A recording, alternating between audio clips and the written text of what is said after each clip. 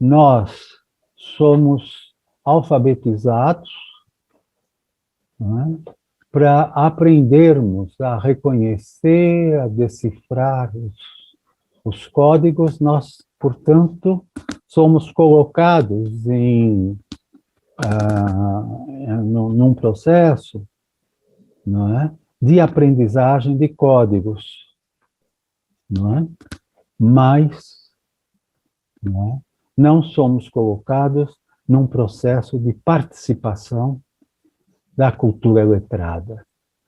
Ou seja, nós aprendemos uma técnica de codificação e de decodificação, mas não ingressamos efetivamente, né, nas catedrais da cultura letrada. Né? Então, veja, há uma questão de pertencimento, nós não pertencemos. Os circuitos da escrita, portanto, não nos pertencem como povo, como nação. Não é? Nós aprendemos um sistema, não é? E depois, quando muito, vamos usar para podermos trabalhar, para podermos nos virar na vida. Não é?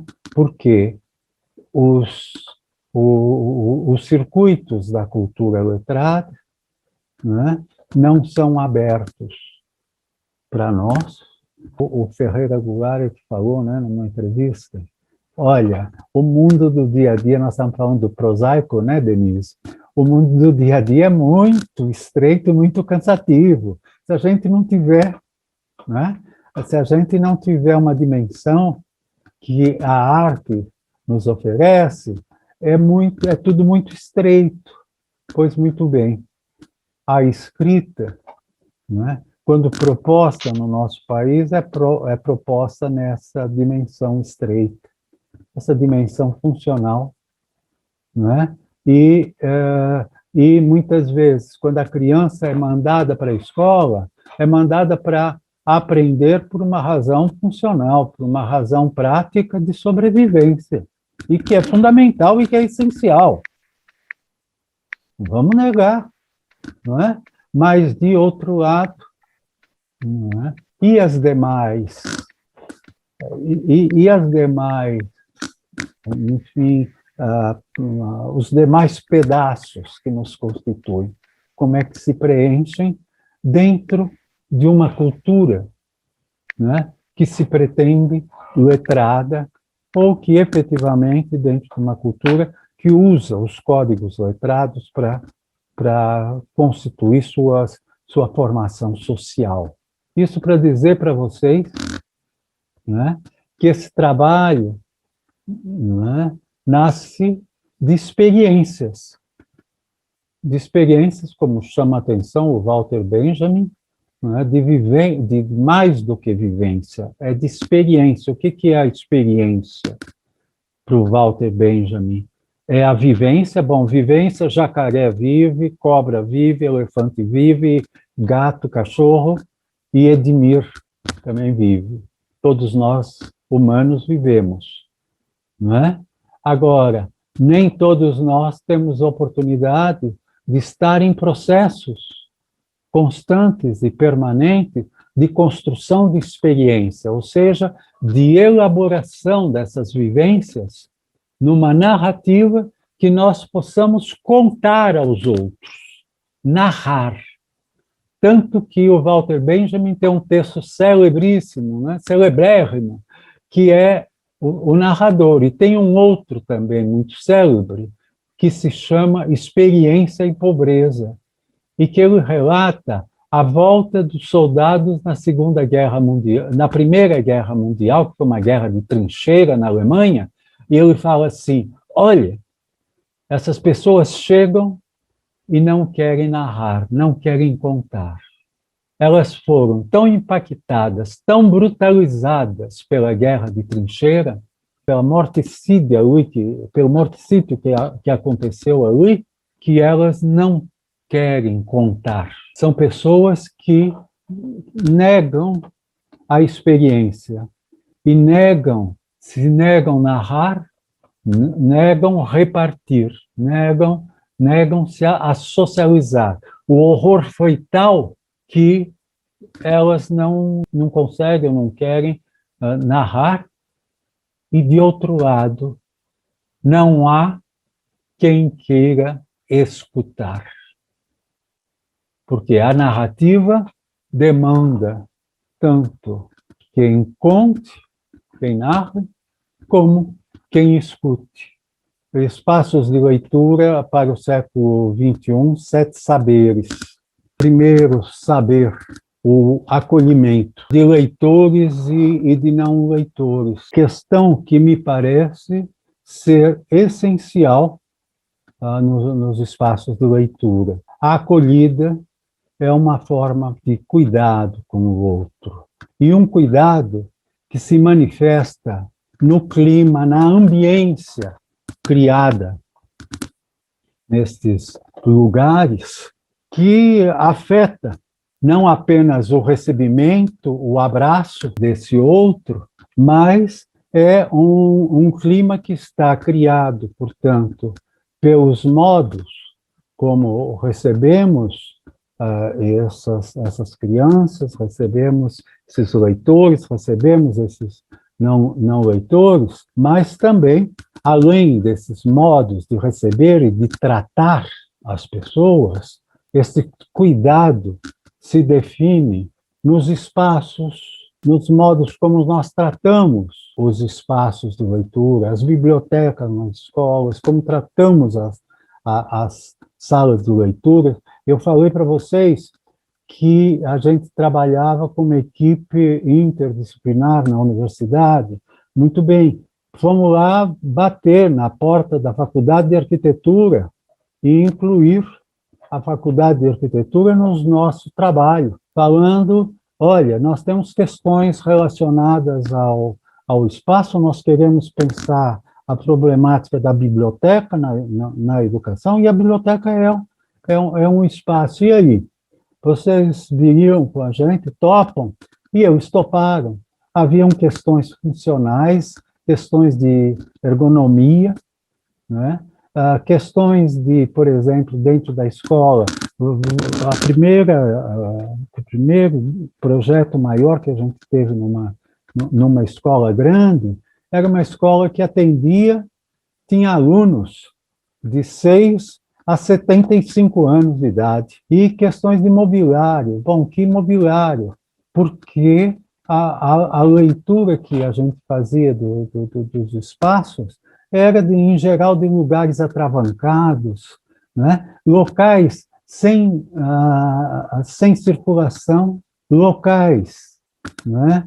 Que não consideravam, portanto, a circulação das pessoas pelo espaço, que entendiam que, olha, vem, sentou, fica ali paradinho, quietinho, sem se mexer, é assim que você vai ler o livrinho que eu vou trazer para você aqui, tá bom?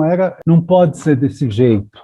Da mesma forma, o tipo de acervo, que acervos escolher, né? Como é que essas coleções são constituídas, com que tipos de materiais, né? Tudo isto faz parte do cuidado, tudo isto faz parte, portanto, do acolhimento do outro. Que práticas?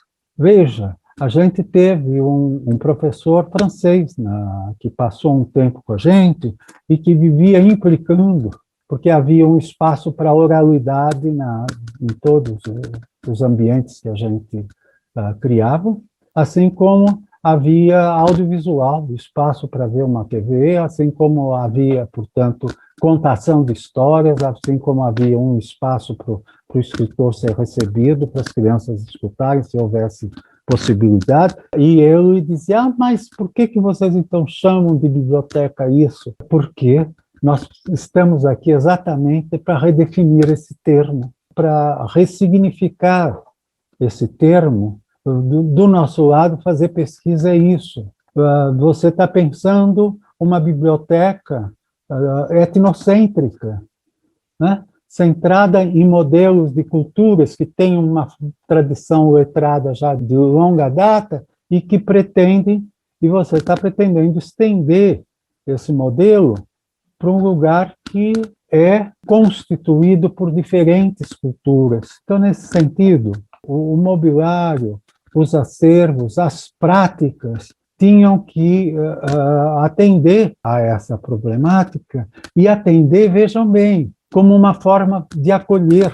Então, nós não estamos simplesmente falando de um acolhimento numa esfera da afetividade, de vem cá, passo a mãozinha na cabeça da criança, mas coloco essa criança dentro de uma situação, dentro de um contexto que não tem nada de acolhedor, né? Que não fala com ela, que não dialoga com ela.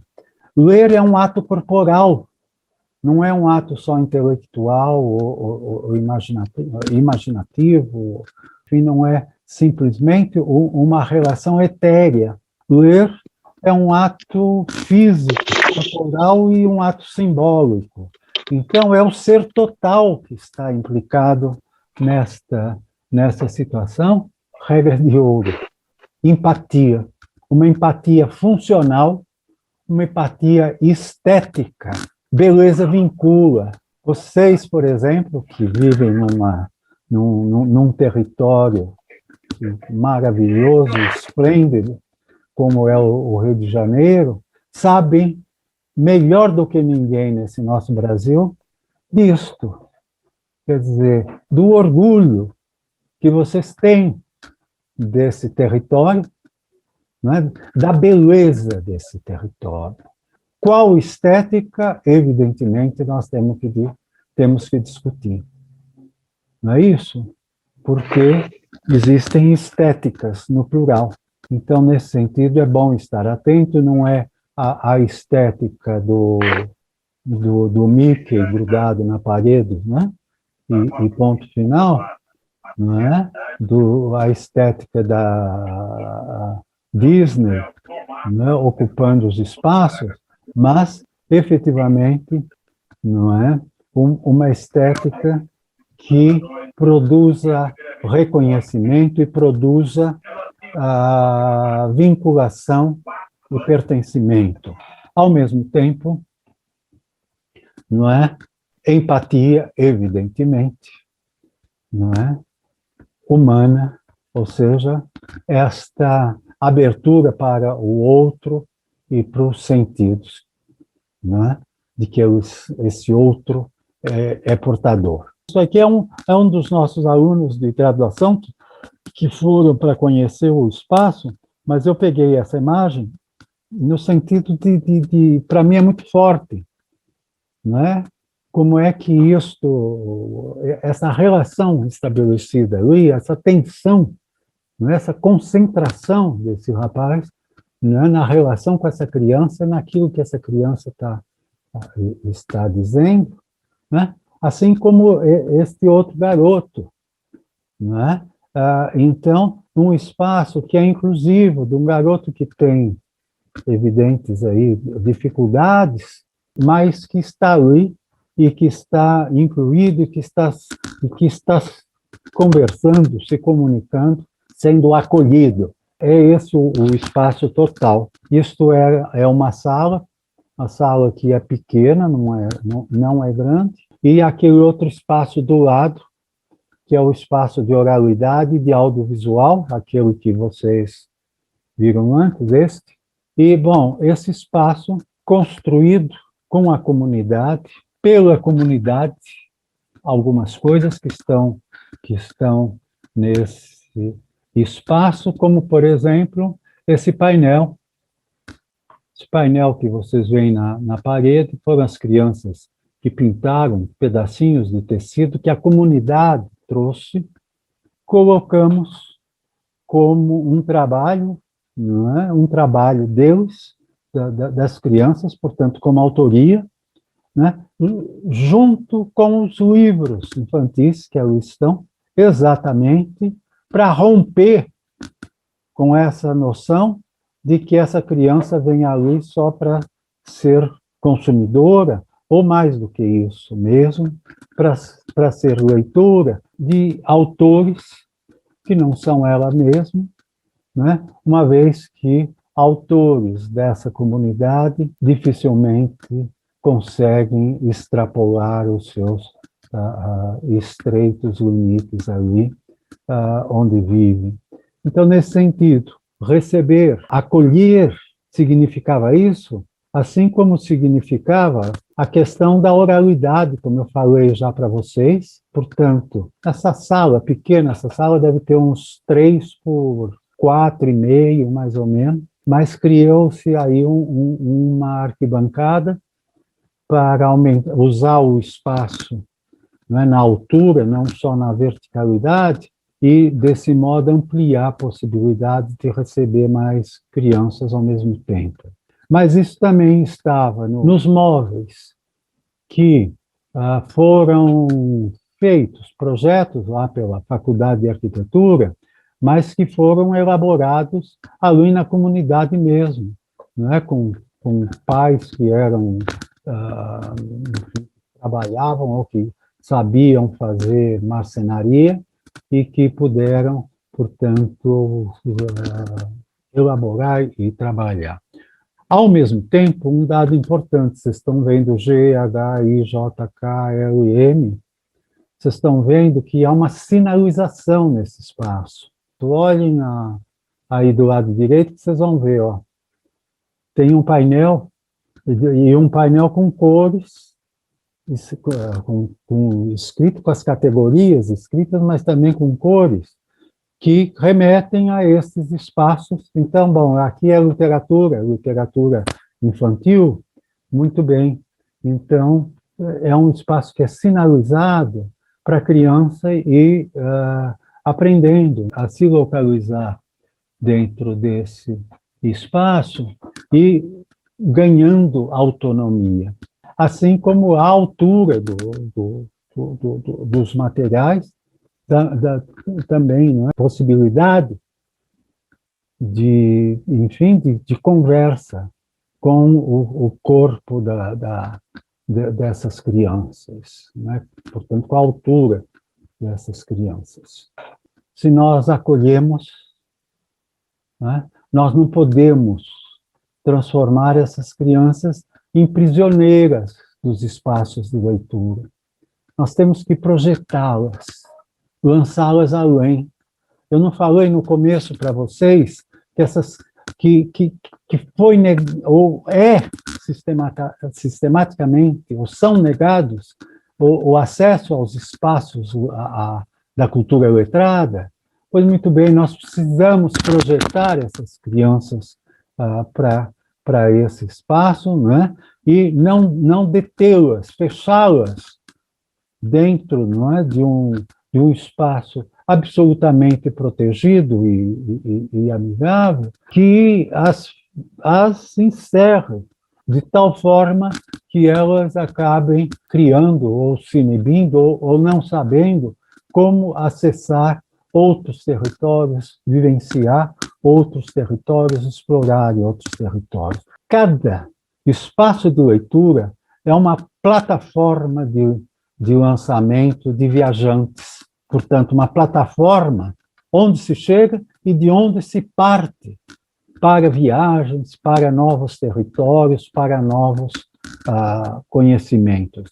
Eu acho que essa imagem traduz essa ideia para a gente, ou seja, do príncipe que sai da sua cadeira, do seu trono dourado e vai para percorrer um outro mundo, um príncipe, portanto, que não está prisioneiro da sua condição principesca, mas, ao contrário, um príncipe que se aventura. A expressão que significa dizer, nesse caso dos espaços de leitura educativos, eles não são templos destinados à adoração de um saber que está dado e congelado e consagrado. Não são locais, portanto, sagrados, marcados por sepulcral silêncio, embora possam ser silenciosos. Não esqueçamos que nós, no começo, falamos, a narrativa precisa de falas e precisa de escutas, ou seja, precisa de silêncios também. E, nesse sentido, esses espaços são espaços de comunicação significativa, de expressão categorias de experiências culturais fortes, densas e constitutivas do sujeito. Expressar-se é constituir-se, é dizer-se, não é simplesmente falar. Expressar-se é construção de si no mundo, de si em relação, de si no universo público, no universo que é comum, que é seu e que é do outro. Então, a expressão é um elemento muito, muito importante. A possibilidade dessas crianças dizerem em grupo, dizerem em equipes, dizerem individualmente, com interlocuções com um professor, com um adulto, dizerem em momentos festivos, tudo isto efetivamente, mas efetivamente não só, como eu disse, dizerem-se, expressarem-se. É nesse sentido que a expressão, fazer exposição dos trabalhos, fazer atividades em que essas crianças possam, enfim, evidenciar suas expressões, é qualquer coisa que me parece fundamental nos espaços do leitor. Então, vocês vejam aí o painô, ao mesmo tempo, lá no fundo, vocês estão vendo aquelas imagens? São fotos ali que as crianças tiraram e que aí fizeram esses trabalhos e que depois, então, estão expostas, feito uma galeria. Aqui é a mesma coisa, uma atividade com adolescentes, percorreram ali a comunidade fazendo fotos. E daí, bom, essas fotos foram reveladas e eles fizeram esse produto, e esse produto que ficava na entrada ali do espaço, ficou, por exemplo, na inauguração do espaço, tinha isso logo na entrada, aqui nessa porta de entrada, era uma espécie de um peão, isso gira, é papelão, isso gira, e era um expositor, portanto, lúdico, que essas crianças produziam. Os espaços de leitura como lugares de memória, mas de memória em ação, não de memórias como se pensava a biblioteca na antiguidade, na Idade Média, de memórias que vão ficar arquivadas, armazenadas, mas de memórias em ação, de memórias prontas para virarem ali dados, conhecimentos, informações, para se transformarem, portanto, em narrativas a serem compartilhadas por comunidades interessadas no compartilhamento. Então, os espaços de leitura são, portanto, espaços de negociações simbólicas entre diferentes repertórios culturais. Isso é muito importante. Portanto, são espaços de memórias, no plural, não é? A memória dos textos, a memória dos contextos e dos acervos e dos leitores. Neste lugar, portanto, cabem memórias diferentes, repertórios culturais diferentes que estão em ação, em interação. A memória dos textos, as memórias dos livros, né? A memória da comunidade que ali está, como eu mostrei para vocês essas imagens que os meninos fizeram do ambiente onde eles estavam, a memória dos acervos, estão ali, dos livros, enfim, dos livros, dos vídeos, enfim, dos materiais que ali estão, e a memória dos próprios leitores, deste livro vivo que está diante de nós e que, portanto, é portador também de memória. Muito bem, é desse embate entre memórias e informações que surge o novo que surge a confirmação, a recriação dos sentidos. Temos aqui memórias em ação, temos aqui, entre crianças mesmo, né, entre iguais, temos memórias em negociação, memórias em ação, entre diferentes. Esse projeto se chama Estação Memória, que está esse menino e essa senhora, né, que é um projeto que a gente também leva aqui, que é de criação de um espaço, de um espaço de interlocuções intergeracionais, mediadas por informações de vários tipos e feitos entre diferentes gerações, né? Estão aqui, a biblioteca está lá dentro, eles vieram, era uma atividade feita no jardim, em que o grupo de idosos se repartia e conversava com um, ou com dois, ou com três crianças, assim como nós temos aqui dentro de uma biblioteca, enfim, não é um projeto nosso, mas nós temos aí, enfim, as gerações, as famílias dialogando, e dialogando, veja, desde muito cedo, com bebês, não é isso? Trocando memórias desde muito cedo. Esses espaços, eles são espaços de interlocuções, de encontros, de trocas. Trocas que às vezes não são simples, às vezes são tensas, e que não têm por finalidade o convencimento do outro, mas, isto sim, a constituição de sujeitos em relação, de seres dialógicos, seres abertos à dialogia. E, portanto, esses espaços não são simplesmente, portanto, espaços doados, espaços ofertados, um pacote pronto, já fechado, desenhado, mas, ao contrário, esses espaços, eles vão sendo desenhados e redesenhados junto com o outro, junto com suas demandas, junto com as suas características, junto com as suas expectativas, numa evolução permanente, num fluir espacial que traz e que está aberto ao novo, ao desconhecido, assim como a memória, aquilo que já está ali, de algum modo, dado e cristalizado na escrita e que, portanto, será recriado a cada gesto de leitura. Nesse sentido, mais que falar, é importante, nos espaços de leitura, dialogar. E dialogar, portanto, é mais que falar, né? Dialogar é dizer-se, como já falei antes, é expressar-se. Mais que ouvir é escutar. Dialogar é dizer e dialogar é mais do que ouvir. Dialogar é escutar.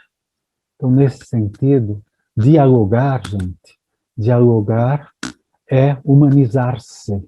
É humanizar e é humanizar-se. Daí, uma categoria essencial, a dialogia.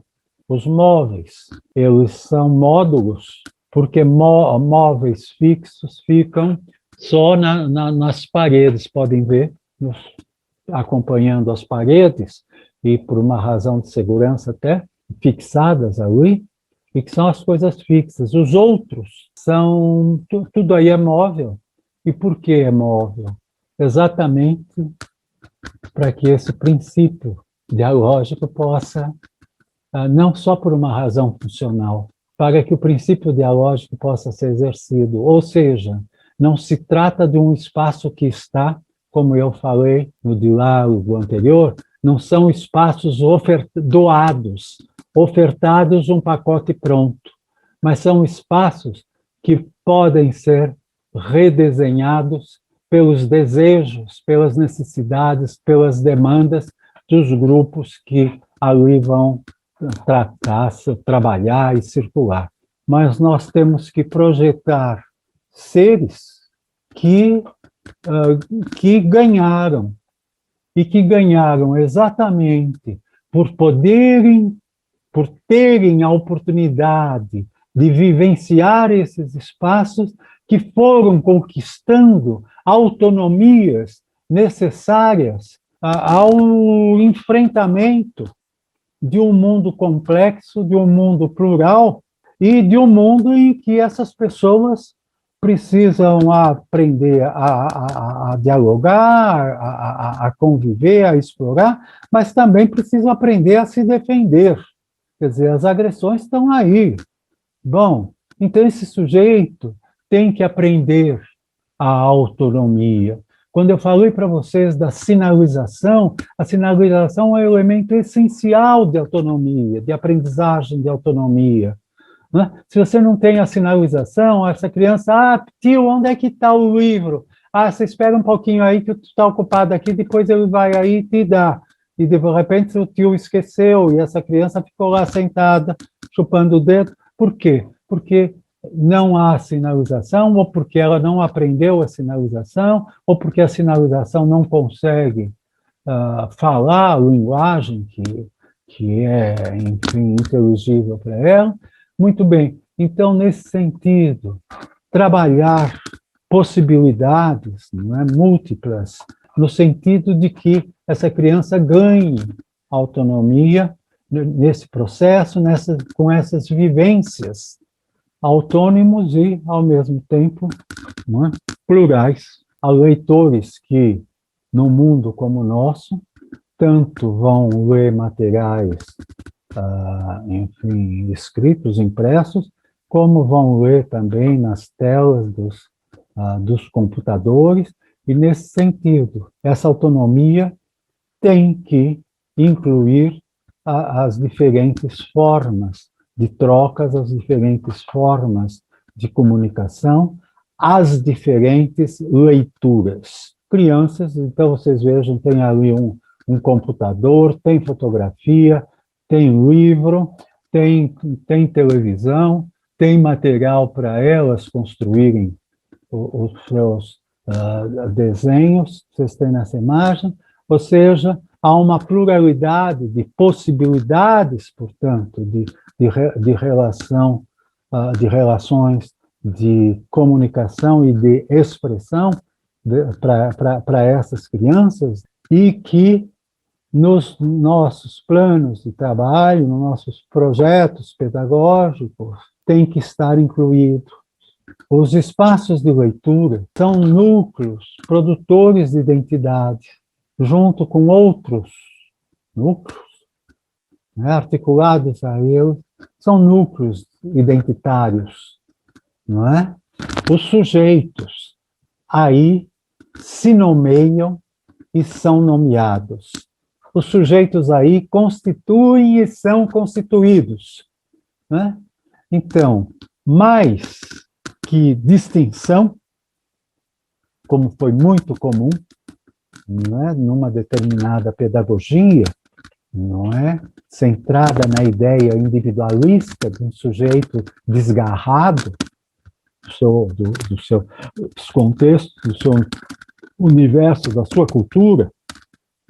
Então, mais que distinção, os sujeitos ganham aí um passaporte que lhes permite ingressar não só nas letras, nos sistemas escritos que eu não falei para vocês, né? Mas um passaporte para a cultura letrada, não é? Um passaporte, portanto, para o pertencimento, não é? Pertencimento, não é? Que é um sentimento, não é? Que expressa uma identidade cultural desse sujeito. Que identidade é essa? A identidade de leitor, né? Esse sujeito é um leitor, ou seja, veja, ele não aprende só a decifrar naquele espaço de leitura.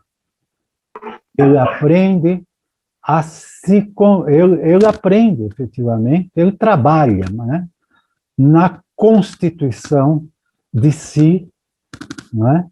E na constituição de enfim, de um mundo, e que é o mundo letrado. Ser leitor, portanto, é um modo especial de estar no mundo. É um modo especial de se relacionar com o outro e consigo mesmo. Não é? É um modo especial de se relacionar com as próprias leituras. Esses 7 saberes não são conselhos, são histórias que eu conto e que estou contando, não é? E são, antes de mais nada, cuidados. Antes de saberes, são cuidados, não é? Cuidado, não é? No cultivo de espaços e de leitores encantados e encantadores. Eu trago essa imagem exatamente para desconstruir a ideia de que, olha, a materialidade é tudo nesse processo. É evidente que há elementos materiais que estão dados aí, não é isso? No mínimo há cadeiras aí, você pode ter até lugares que nem com isso contem, né? Mas você veja que é um espaço muito simples, é um habitat muito simples, e a gente vê aí uma força, um encanto, não é? Que talvez resuma tudo isso que a gente esteja falando, se nós fôssemos fazer uma análise semiótica dessa imagem. Pois, leitores encantados, não é? Aprendem a criar espaços de leitura encantados e encantadores. Isto me parece, não é? A essência